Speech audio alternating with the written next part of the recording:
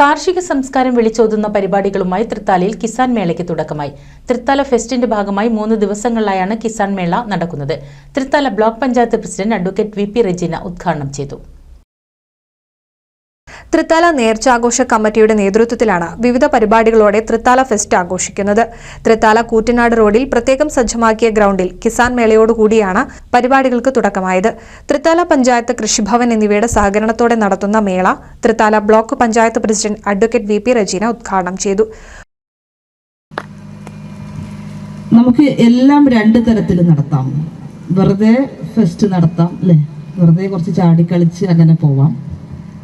അതിന് ഇത്തരത്തിലുള്ള പുതിയ തലങ്ങളും മാനങ്ങളും ഒക്കെ നൽകിക്കൊണ്ട് വ്യത്യസ്തമായിട്ടുള്ള രീതിയിൽ ആളുകൾക്ക് ഉപകാരപ്രദമാകുന്ന രീതിയിൽ സംഘടിപ്പിക്കുകയും ചെയ്യാം.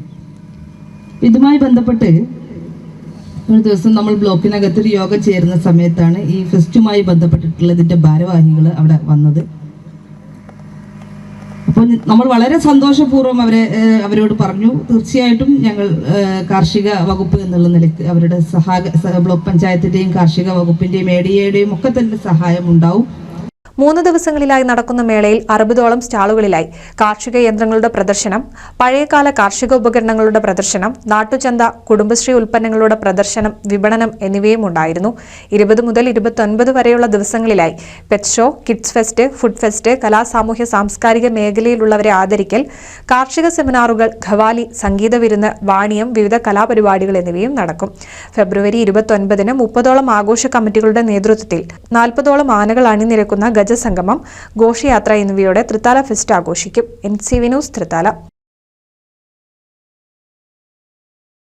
പുതുമയാർന്ന ഡിസൈനുകളിൽ ഡയമണ്ട് കളക്ഷനുകൾ, വിവാഹ പാർട്ടികൾക്ക് നേടാം സ്പെഷ്യൽ പാക്കേജുകൾ.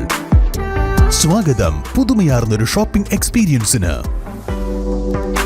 Kerala golden diamonds, the family jeweller, main road, Vadakkekad.